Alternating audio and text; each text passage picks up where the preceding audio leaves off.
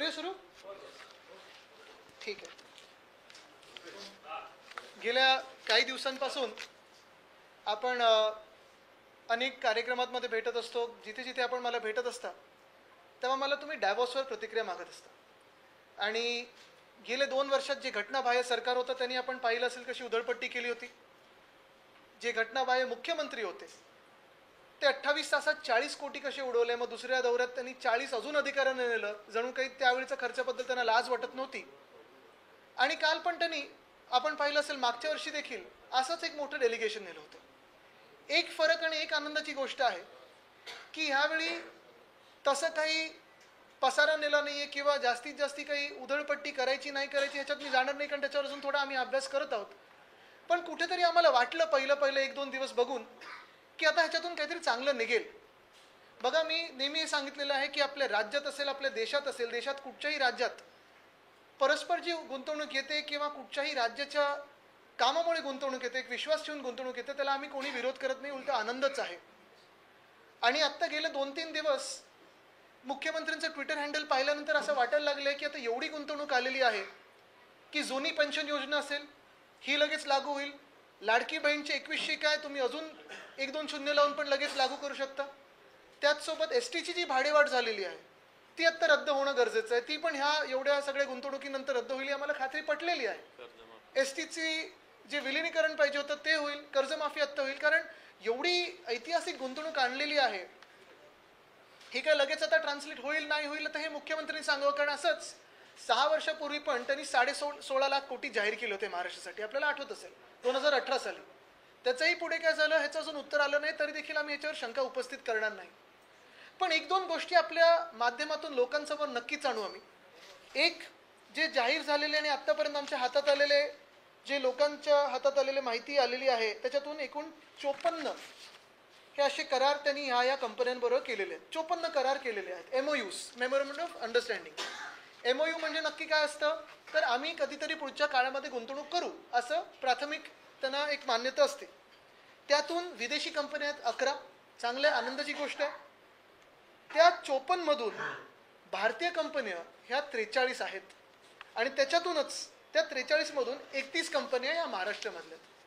म्हणजे सांगण्याचा मुद्दा हा आहे, जे आपण पण अनेक लोकांनी ट्विट केलेलं आहे, सोशल मीडियावर टाकलेलं आहे, बातम्यांमध्ये आलेलं आहे.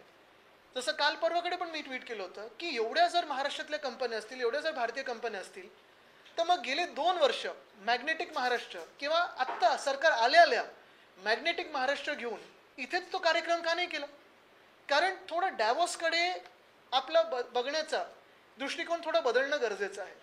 मी देखील डॅव्हॉसला जाऊन आलेलो आहे. माझ्यासोबत तेव्हा सुभाष देसाई साहेब होते, नितीन राऊत साहेब होते, ते उद्योग मंत्री आणि ऊर्जा मंत्री, आम्ही अशी 3 गेलेलो. आणि तिथे गेल्यानंतर आम्ही पण असेच करार केले. आम्ही पण इन्व्हेस्टमेंट आणली महाराष्ट्रामध्ये. काही विदेशी कंपन्या होत्या, काही भारतीय कंपन्या होत्या. पण त्याच सोबत तिकडे डॅव्हॉसमध्ये जे जगभरातून लोक येतात, महिला पुरुष दोन्ही, मग त्याच्यात कोण उद्योजक असतं, कोणी राजकीय मंडळी असते, कोणी विरोधी पक्षातलं असतं, कोणी सत्ताधारी पक्षातलं असतं, कोणी सायंटिस्ट असतं. वेगळ्या वेगळ्या देशांमधून वेगळ्या पूर्ण सेक्टर्समधून लोक येतात आणि जे उत्तम सर्वोत्तम काम करतात त्यांना तिथे भेटायची संधी असते. पण एक मला पाहायला मिळालं की कुठे ना कुठेतरी मुख्यमंत्र्यांना त्यांच्या खात्याने किंवा त्यांच्या अधिकाऱ्यांनी त्यांचा कार्यक्रम थोडा विचित्र लावला आणि ह्या लोकांना भेटण्याशिवाय किंवा भेटलेच नाहीत असं म्हणावं तर मला वाटतं चुकीचं ठरणार नाही, न भेटता आपल्याच इकडच्या स्थानिक लोकांमध्ये कुठेतरी हा इन्व्हेस्टमेंटचा फुगा मोठा दिसावा म्हणून व्यस्त ठेवलं. खरं तर बॅलन्स होणं गरजेचं आहे. ठराविक इन्व्हेस्टमेंट असेल आणि ठराविक भेटीगाठी असतील, ह्या होणं गरजेचं आहे. तिथे मुख्यमंत्र्यांनी जाऊन त्या काँग्रेस सेंटरमध्ये असेल, तिथे मुख्यमंत्र्यांनी जाऊन वेगळ्या नेत्यांशी असेल, वेगळ्या उद्योजकांसाठी असेल, वेगळ्या ऑन्ट्रप्रिनर्सशी असेल बोलणं गरजेचं आहे. पण ते कुठेही न होता हे आम्हाला दिसलं की जास्तीत जास्त जे इथेच महाराष्ट्रातच म्हणजे डॅव्हॉसचा 20-25 कोटीचा खर्च जो आला असेल आत्ता, तो वाचून तुम्ही सह्याद्रीमध्ये असेल किंवा महाराष्ट्रात मोठा मॅग्नेटिक महाराष्ट्र कार्यक्रम घेऊन त्याच्या अर्ध्या किमतीत तुम्ही हेच करू शकला असतात. मग हे करण्यासाठी तिथे बर्फाचे कपडे घालून डॅव्हॉसच्या थंडीत जाण्याची काय गरज होती? हा एक प्रश्न उपस्थित आम्ही करत आहोत. आम्हाला माहिती उत्तर येणार नाही, टीका होईल भाजपकडून, टीकेची पर्वा नाही, पण जी सत्य परिस्थिती आहे ती लोकांपर्यंत पोहोचणं गरजेची आहे. आता ह्याच MOU मध्ये दुसरी गोष्ट अशी झालेली आहे की जवळपास 4 लाख कोटीचे MOU हे MMRDA आणि सिडकोनी केलेले आहेत. MMRDA आणि सिडको खातं हे खरं कोणाचं आहे? नगरविकास मंत्र्यांचं. म्हणजे कदाचित नगरविकास मंत्री आपल्या गावी आणि मुख्यमंत्री डॅव्हॉसच्या गावी असं झालं. म्हणजे अख्खं खातं नगरविकासचं हे डॅव्हॉसमध्ये मुख्यमंत्र्यांसोबत, त्यांचे एक आवडते मंत्री त्यांच्या गटातले ते पण डॅव्हॉसमध्ये त्यांच्यासोबत.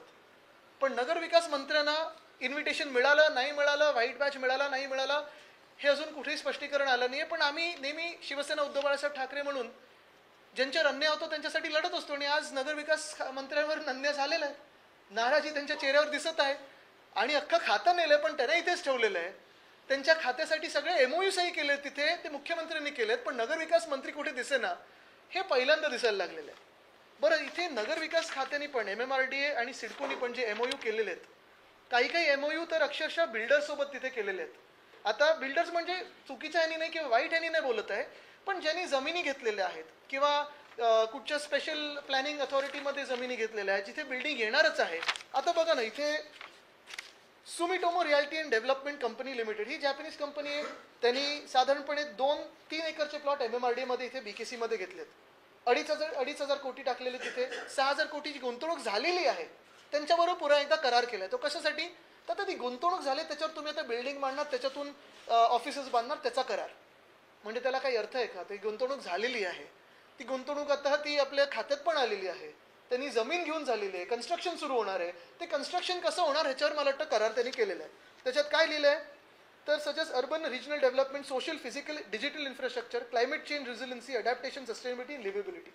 ह्या 2 ऑफिसच्या बिल्डिंगमध्ये एवढं सगळं येणार आहे. तसंच त्यांनी वरळीमध्ये देखील बॉम्बे डाईंग मिलचं 4,500 कोटी देऊन तिथे खर्च करून जागा घेतलेली आहे, तिथे पण बिल्डिंग येणार आहे, त्याचा करार झालेला आहे. दुसरं हिरानंदानी ग्रुप, आपल्याला माहिती आहे की रिअल एस्टेटचा ग्रुप आहे, बिल्डरचा ग्रुप आहे. त्यांच्यासोबत त्यांनी काय करार केला आहे? Metro project, roads, bridges, urban infrastructure, real estate, transit oriented development, land value capture. Basically त्यांनी कुठे केलं आहे तर KSC new town special planning authority, special planning एरियामध्ये त्यांनी हा करार केला. म्हणजे त्यांना अधिकचा FSI दिला असेल, TDR दिलं असेल, काही सवलती दिल्या असतील. पण जिथे बिल्डर बिल्डिंग बांधणारच आहे, टाउनशिप बांधणारच आहे, त्याच्यात अजून तुम्ही काय करार करू शकता? पण तोही देखील करार केलेला आहे, मोठा करार केला आहे $6 बिलियन. हां, ह्याच्यात काय करणार तर टाउनशिप येणार आहे, डेटा सेंटर ते करतच आहेत, तिथे बांधतच आहेत. आता परत कुठचं तुम्ही करार करताय? तिसरं केलं त्यांनी के रहेजा ग्रुप, परत बिल्डरचा एक ग्रुप आहे, रिअल एस्टेटचा ग्रुप आहे. त्यांच्याबरोबर पण this areas will support development in residential, commercial, mix use project, logistic park, data centre, global capability centre alongside enhancing physical, digital, social infrastructure. म्हणजे जिथे बिल्डरांनी जागा घेतलेली आहे, काम चालू झालेलं आहे किंवा आता काम सुरू होईल, काही परवानग्यांसाठी थांबलं असेल, त्यांच्यासोबत असे करार केलेत की आता तुम्ही एवढी इन्व्हेस्टमेंट करत आहात, तुमची गुंतवणूक त्या जमिनीत एवढी आहे, तर आपण आता करार करून टाकू. मला असं कदाचित कळलेलं आहे थोडं काही लोकांकडून सरकारमधल्या, की पुढच्या वेळी जे SRA वाले आहेत त्यांना पण घेऊन जाणार आहेत करार करण्यासाठी. पुढच्या वेळी जे कॉन्ट्रॅक्टर असेल रस्त्यांचे त्यांच्यासोबत पण करारनामे होणार की आता अमुक कॉन्ट्रॅक्ट तुम्हाला मिळालेला आहे, आता पुढचं काम तुम्ही सुरू करा, ही काय ट्रॅफिकची परवानगी. पण हे असे काही हास्यास्पद करार केलेत. अजून एक तुम्हाला करार दाखवतो. म्हणजे आता हे ब्लॅकस्टोन वगैरे तर आलेच आहेत. हां, आता एक करार असा केला त्यांनी MMRDAने की providing automated storage and retrieval system for car parking spaces in MMR. म्हणजे काय तर ऑटोमॅटिक जे ते कार पार्किंगचं असतं ना, कदाचित अंडरग्राऊंड असेल किंवा ते ओव्हरग्राऊंड असेल. पण हा करार केला त्यांनी ह्या कंपनीबरोबर, सोटेफिन भारत प्रायव्हेट लिमिटेड. मूळ गोष्ट अशी आहे, मुळात असं आहे की तुम्हाला हे करार करायच्या ऐवजी टेंडर काढणं गरजेचं होतं. जो कोणी टेंडर जिंकेल त्याच्याबरोबर करार करा ना तुम्ही तिथे जाऊन. टेंडर काढायच्या आधीच, जागा लोकेट व्हायच्या आधीच तुम्ही करार करून टाकलेला आहे. म्हणजे असं ठरवलंय का की हे टेंडर विना त्यांना काम देणार आहात. पण ह्यांच्यावर किती ह्याचं केलं आहे? USD 1 billion. आता मोजा किती होतात. म्हणजे हे असे करार काही केलेले आहेत ज्याच्यात ब्रुकफिल्ड आहे, ब्लॅकस्टोन आहे, टेमासेक आहे, सुमिटोमो आहे, हिरानंदानी आहे, के रहेजा, एव्हरस्टोन, सोटेफिन भारत, वेल्सबन, बुकमॅशो बरोबर 1,500 कोटीचा केलेला आहे, पंचशील रिअलिटी. हे सगळे बिल्डर्स बरोबर किंवा कॉन्ट्रॅक्टर्स बरोबर जे हे करार झालेले आहेत, चांगले आनंदाची गोष्ट आहे. गुंतवणूक आलीच पाहिजे आणि अभिनंदन करतो गुंतवणूक येते त्याचं. पण खरी गोष्ट ही आहे की तुम्ही करार केला असता किंवा नसता केला डॅव्होसमध्ये, दुसऱ्या भेटी जरी केल्या असत्या तरी ही गुंतवणूक आलीच असती. तर ह्याच्यात लोकांना फसवण्यासारखं काय? आणि सगळ्यात धक्कादायक गोष्ट ह्याच्यात तिसरी जी आम्हाला जाणवली जसं मी सांगितलं ना की हे करार काही काही अर्थात खरोखर चांगले आहेत, काही काही कदाचित आपण असं म्हणू शकतो की अरे हे तर होणारच होतं, आता करार करण्याची काय गरज होती, ह्याच्याशिवाय तुम्ही ह्याच्यापेक्षा दुसरीकडे जाऊन भेटीगाठी करू शकलं असतात. दुसरं म्हणजे नगरविकास खातं तिथे पूर्ण असताना नगरविकास मंत्र्यांना नेलं नाही, ते रुसून गेले गावी, हे पण आपल्याला कळलं. पण तिसरी गोष्ट आणि सगळ्यात धक्कादायक गोष्ट आणि सगळ्यात मोठी गोष्ट म्हणजे जे उद्योग मंत्री आहेत ते स्वतः, तुम्ही आता मुख्यमंत्र्यांचं पूर्ण ट्विटर टाइमलाईन बघा, त्याच्यात पहिला दिवस सोडला तर दिसतात का तुम्हाला? पहिल्या दिवशी पण उद्योग मंत्री, मुख्यमंत्री तिथे असताना, खरं आहे प्रोटोकॉलचं त्यांनी ब्रीच केलेलं आहे. प्रोटोकॉलमध्ये असतं की मंत्र्यांनी मुख्यमंत्र्यांच्या आधी पोचायला पाहिजे. मुख्यमंत्री तिथे हजर असताना उद्योग मंत्री गैरहजर राहिले. उद्योग मंत्री पवेलियनच्या इनॉग्रेशनसाठी लेट पोचले, ज्याच्यावर 20-1 कोटी खर्च झाला असेल. सगळ्या इकडच्याच कंपन्या नेऊन तिथे त्यांनी, म्हणजे असं झालंय ना, मध्ये ट्विट बघितलं मी की तिकडे जाऊन हे करार करणं म्हणजे परदेशी जाऊन एका रेस्टॉरंटमध्ये जायचं आणि घरून डबा न्यायचा आणि तिकडे आपलं घरचं जेवायचं, असं ते झालंय. पण उद्योग मंत्री पहिल्या दिवशी ते इनॉग्रेशन झाल्यानंतर उशिरा पोचले. त्यांनी का नाही त्यांची विमानाची वेळ जुळवली किंवा प्रवासाची वेळ जुळवली, मुख्यमंत्र्यांसोबत का नाही गेले? दुसऱ्या दिवसानंतर मला असं कळण्यात आलं की ते पुन्हा एकदा भारताकडे परत आले. म्हणजे एकच दिवस उद्योग मंत्री उशिरा पोचले, तो दिवस काढला, नंतर कुठेतरी मला वाटतं गायब झाले, शॉपिंग विपिंगला गेले असतील. पण ते झाल्यानंतर दुसऱ्या दिवशी त्यांना आपल्या देशात परत बोलवलं गेलं किंवा परत आले. आता हे कशासाठी होतं? हे यासाठी होतं का की मिंदे नाराज झाले आणि त्यांना बोलवलं? मिंदेंची समज काढण्यासाठी त्यांना परत पाठवलं, बघा तुम्ही नाही तर हे पण नाही? कारण तसं पाहायला गेलं तर 7 अधिकारी होते तिथे. 7 अधिकाऱ्यांची गरज नाही. मुख्यमंत्री असताना 2-3 महत्वाचे अधिकारी, चला मी समजू शकतो 7च्या 7 द्या, पण नगरविकास मंत्री नाही. ठीक आहे, पण उद्योग मंत्री तर असायला पाहिजे. डॅव्होसच्या समिटमध्ये जर तुम्ही उद्योग मंत्र्यांना 4 दिवस काढू नाही शकत उद्योग मंत्री आणि तिथे बसू नाही शकत एका ठिकाणी, तर मग कामं पुढची कशी होणार? तशात व्यस्त होते. का उशिरा पोचले? कोणासोबत गेले होते? का उशिरा आले? का लवकर मुंबईला आले? ह्याची उत्तरं मिळाली पाहिजेत. काय मिंदे नाराज होते म्हणून त्यांना परत पाठवलं गेलं, की त्यांचं कामच संपलं तिथे म्हणून त्यांना परत पाठवलं गेलं, की काही अजून गडबड झाली म्हणून त्यांना परत पाठवलं गेलं? का उद्योग मंत्री 4च्या 4 दिवस एका ठिकाणी बसून, जसं मुख्यमंत्री बसतात आणि करतात, मुख्यमंत्री सगळं सोडून जर तिथे जात असतील आणि कामही करत असतील, तर उद्योग मंत्र्यांचा अजून काय कार्यक्रम होता जेणेकरून त्यांना तिथे बसता आलं नाही? ह्याचं उत्तर मिळालं पाहिजे. ह्याच्यात तुम्हाला पण काही प्रश्न असतील तर विचारू शकता. आदित्यजी, आपको बेहद दुख हो रहा है कि नगर विकास मंत्री जा नहीं पाए, आप पीड़ा व्यक्त कर रहे हैं उनके बिहार पर, क्यों आप? जी, मैं तो थोड़ी पीड़ा व्यक्त कर रहा हूँ, वो तो गांव जाके बैठे हुए थे. वो दुख व्यक्त करने में तो काफ़ी माहिर है, लेकिन एक ही बात है कि ये सारे जो 4 लाख करोड़ के MOUs जो साइन हुए हैं, MMRDA और सिडको ने जो किए हैं, इनमें काफ़ी सारे बिल्डर्स हैं, काफ़ी सारे कॉन्ट्रैक्टर हैं, बड़ी कंपनियां भी हैं, इन्वेस्टमेंट कंपनियां भी हैं, लेकिन सारे के सारे जो MOUs साइन हुए हैं वो ऐसे MOUs हैं, अगर MOUs होते भी या ना होते भी कमर्शियल काम तो शुरू ही हो गए, तो उसमें MOU का नाटक करने की क्या ज़रूरत थी? वैसे भी वो इन्वेस्टमेंट आ ही गई है. लेकिन ये सारे जो नगर विकास के जो डिपार्टमेंट के काम है वो वह मंत्री न होते हुए भी साइन किए गए, पूरा डिपार्टमेंट लिया गया, लेकिन यूडी मिनिस्टर तो अपने गांव भाग गए थे, गुमशुदा थे. मैंने यही कहा है कि 54 MOUs वहाँ साइन हुए, और 54 MOUs 54 MOU जब होते हैं तब उसमें से लगभग 70% MOUs ये भारतीय कंपनियों से है. उसमें से भी अधिकतर कंपनियां ये महाराष्ट्र में लोकेटेड है, हेडक्वार्टर्स उनके मुंबई में है, पुणे में है, ठाणे में. यही बात मैं कहना चाहता हूँ कि इन्वेस्टमेंट आने से कोई दुख नहीं है, मुझे तो खुशी है, आनंद है. लेकिन यही जो उन्होंने पूरी MOUs की जो संख्या लगाई थी वो यहाँ भी कर सकते थे. वहाँ 20 करोड़ 25 करोड़ जो खर्चा किया है, बिना खर्चा करते हुए महाराष्ट्र में मैग्नेटिक महाराष्ट्र क्यों नहीं किया उन्होंने? और काफ़ी सारे MOUs ऐसे भी है जो MOUs करते या ना करते हुए भी काम तो शुरू हो गए. तो ये तो आई वॉश है, और जो सही में अच्छे MOUs है उसका तो हम स्वागत ही करते हैं. असं म्हणता है की तुमचं जेव्हा सरकार होतं त्यापेक्षा जास्त गुंतवणूक आम्ही मागच्या 2 आम्ही फसवणूक नाही करत, आम्ही गुंतवणूक आणतो. आणि मुख्य गोष्ट म्हणजे हे म्हणण्यासाठी ते स्वतः तिथे होते का? कमीत कमी मुख्यमंत्री महोदय तिथे 4 दिवस बसले वेळ काढून, पत्रकार परिषदात तेच घेत होते, उद्योग मंत्री गेले होते. तेच काम दिलं असेल त्यांना, पण परत का पाठवलं त्यांना? मुख्यमंत्र्यांनी परत पाठवलं की नगर विकास मंत्र्यांनी परत बोलवलं नाराज होऊन? हे विचारा त्यांना.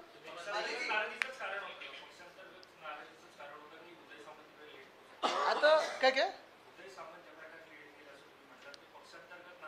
असं होऊ शकतं, कारण कोणीतरी गावी गेलं होतं, मग कोणाची समजूत काढायला परत पाठवलं असेल.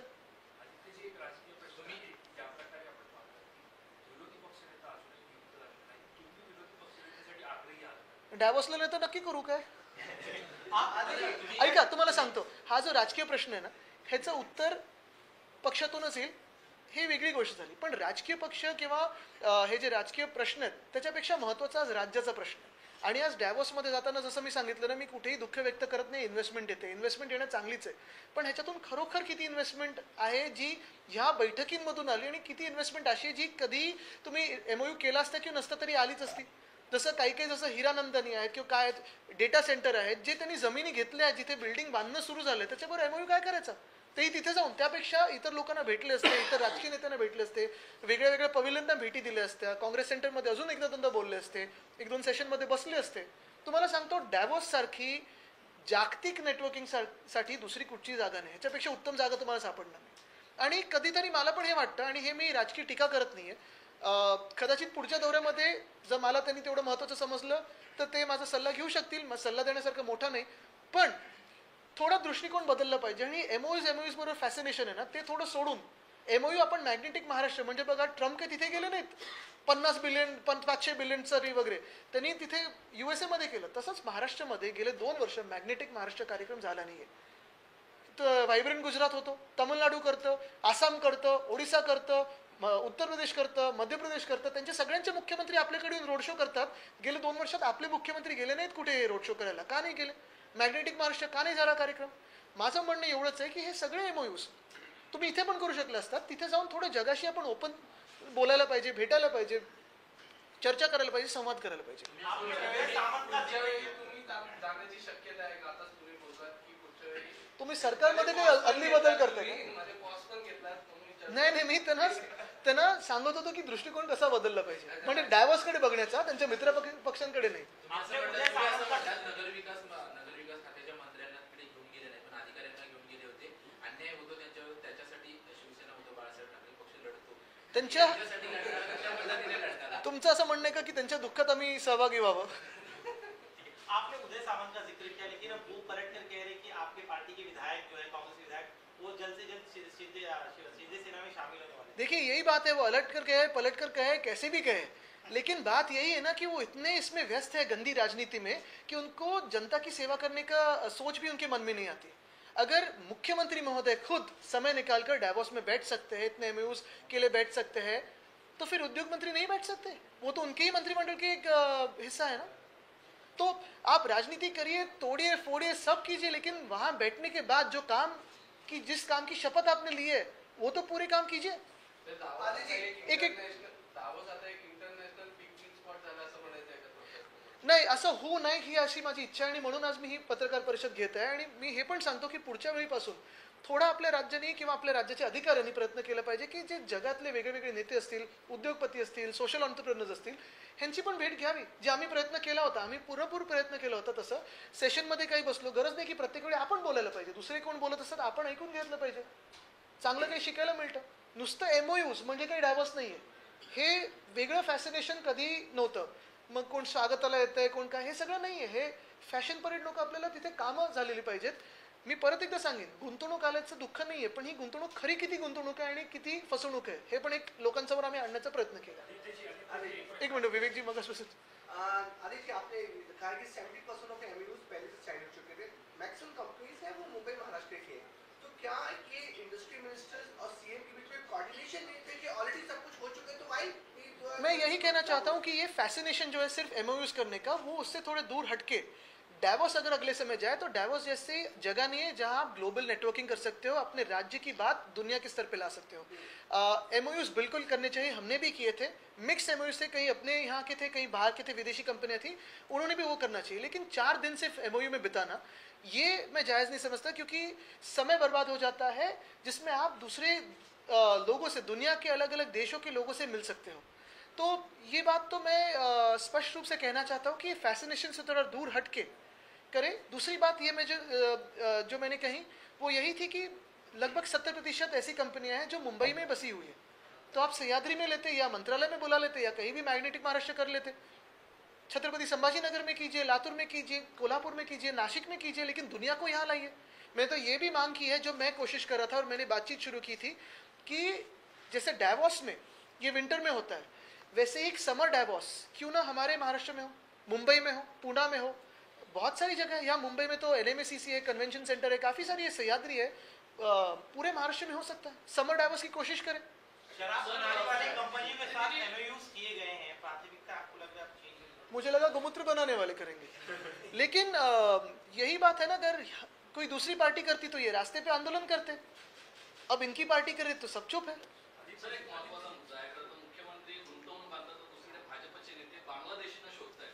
बांगलादेशींना रोखण्यासाठी सरकार कुठे उपाययोजना करताना दिसत नाहीये. बघा, मी हेच सांगितलं त्या दिवशी पण की CPनी म्हणजे कमिशनर ऑफ पोलीसनी हे उत्तर देणं गरजेचं आहे की आपल्या शहरामध्ये किती बांगलादेशी आहेत, किती लोकांना तुम्ही पकडले, गेल्या 10 वर्षात किती लोकांना तुम्ही परत पाठवलंय, UPAच्या सरकारने किती पाठवलं आणि 10 वर्षात NDAच्या सरकारने किती पाठवलं.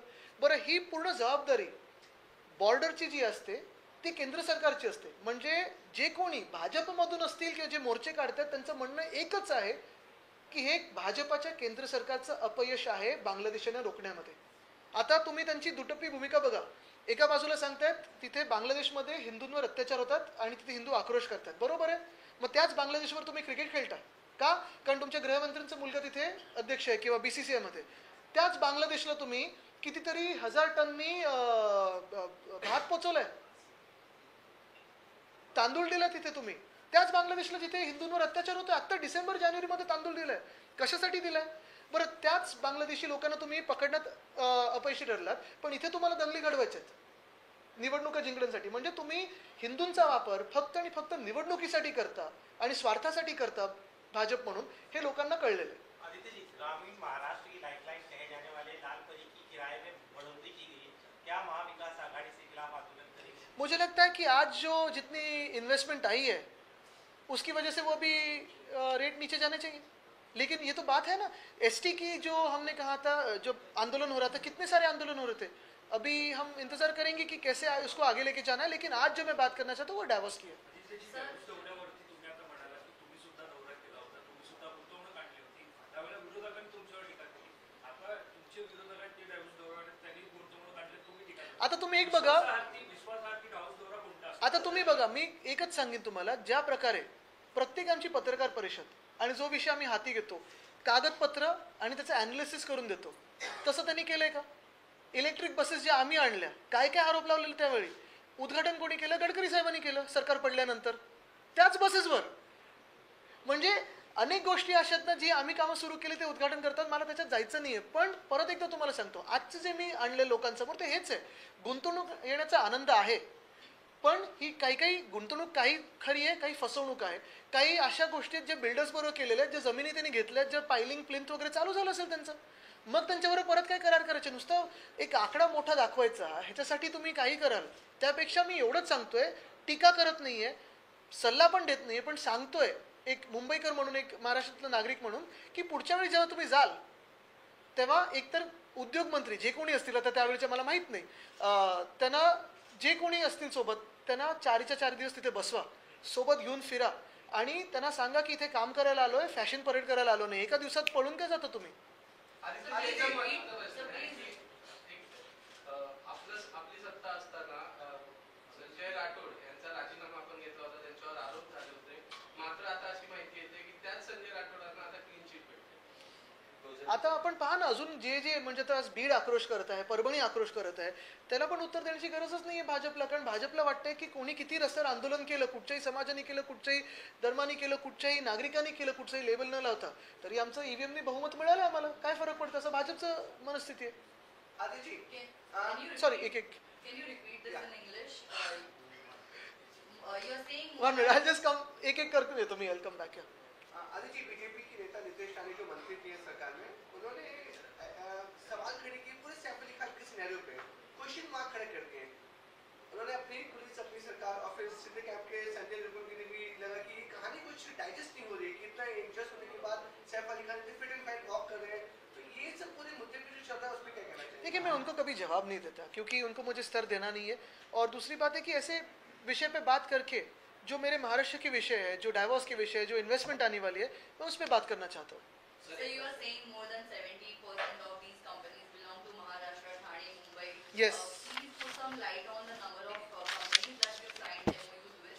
So, firstly, let me tell you that we are not criticizing the Chief Minister's tour to Davos. We're just bringing some facts and figures to the people of the country because people should not be fooled by PR exercises.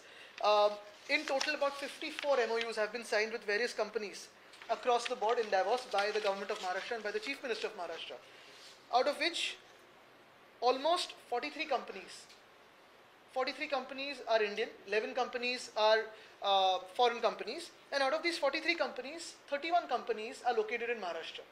The point being that instead of spending 20-25 crores on a Davos trip and going and sitting within ourselves and just making a group of ourselves and sitting and signing MOUs within ourselves, the Chief Minister could have balanced the MOUs with meeting with other heads of state, other heads of federal governments, other entrepreneurs, social entrepreneurs, people who do fantastic work. Because let me assure you, there is no other place in the world as good as Davos for global networking, especially for an industrial, progressive state like Maharashtra. However, I feel the Chief Minister's staff and his office have misaligned his program and somewhere ensured that this trip was only mired and busy with MOU signing. Out of the MOU signing, MMRD and CIDCO have signed MOUs worth 4 lakh crores. The funny part is, the UD minister who's in charge of these departments has been left behind or is probably upset over it and went to the village, to his native place. But all the MOUs that MMRD and CIDCO have signed, out of which there are few that are builders and contractors. Some of them have already procured land, some of them have already started work. So then what is the point of signing an MOU with someone who has already started work? MOUs are basic memorandum of understandings for those companies or those entrepreneurs or those big corporates who are now deciding to come to Maharashtra. What is the point of signing an MOU with those people who have already bought land and invested and started off with work? And the third and most important and shocking thing that has come to light is the Industry Minister of Maharashtra, when their late reached after the pavilion was inaugurated by the Chief Minister. Normally it is a protocol in every government that before the Honorable Chief Minister reaches, the Minister should reach and welcome the Chief Minister. But he went for a CM level program late, stayed there for a day, is seen only in 1 or 2 photos of meetings, then I don't know where he went, was probably busy in personal life, and has come back after a day. So who will feel the expenses? Why should we as taxpayers pay for the expenses of this one-day trip of the Industries Minister to go and enjoy the Davos snow? एका दिवसाच्या ह्या खर्चासाठी कोण जबाबदार आहे? आपण टॅक्सपेयर म्हणून उद्योग मंत्र्याचा खर्च द्यायचा का? त्यांनी बर्फ एन्जॉय करून आले, त्यांनी कुठचं जॅकेट, कुठचं मफलर बिफलर घालून आले, पण खर्च कोण करणार? ते देणार आहेत की राज्य सरकार देणार आहे? कारण नाहीतर त्यांचा उपयोगच नव्हता डायव्हर्समध्ये. हायकोर्टाने असा निर्णय दिलाय की जे मुली येतात त्यांचं रेग्युलेशनचं उल्लंघन होत असेल तर त्यांच्यावरती कारवाई करा, पहिलं समज द्या, नंतर मग दंडात्मक कारवाई, नंतर मग ते जप्त करा. आपल्या पक्षाची काय भूमिका? मला वाटतं हायकोर्टाचा ऑर्डर आहे. आपण पाहत असाल गेले 2 वर्ष पण सरकार ह्यांचंच आहे ना, अंमलबजावणी झाली का? प्रश्न ह्या सरकारला विचारला पाहिजे. पहिलं त्यांची काय भूमिका विचारा ना. कालच्या मेळाव्याला राजन साळवी उपस्थित नव्हते, अशी देखील चर्चा आहे की रत्नागिरीतून माजी आमदार आणि काही पदाधिकारी हे पक्षप्रवेश. बघा, काही तुम्हाला सांगू, काही जसं आम्ही काल पण बोललो की जागा जिथे आम्ही निवडली होती रेल्वे स्टेशनचं थोडी लांब होती, पोचायला उशीर झाला, काही लोक खरोखर ट्रॅफिकमध्ये होते, काही भलतीकडेच पोचले होते, कारण ही जागा जरा वेगळी होती. जे कोणी आमच्यासोबत ह्या महाराष्ट्रासाठी लढत आहेत, ह्या मातीसाठी लढत आहेत, महाराष्ट्राच्या मातेसाठी लढत आहेत, पूर्ण आपण पाहतो नागरिकांसाठी लढत आहेत, ते आमच्यासोबत आहेत. बाकी ज्यांना जायचं ज्यांना यायचं आम्ही कोणालाच थांबवलं नाहीये. आम्ही एवढंच सांगतोय की महाराष्ट्राशी गद्दारी करू नका. आज जसं तुम्ही काल पाहिलं असेल, अदानी आता मदर डेअरीच्या तिथे जमीन खायला निघालेत, धारावी खायला निघालेत. महाराष्ट्र अदानीच्या हाती द्यायचं असेल तर जरूर ज्यांनी गद्दारी करायची त्यांनी करावी, पण त्यांचं उत्तर त्यांनी महाराष्ट्राला देणं गरजेचं आहे. धन्यवाद.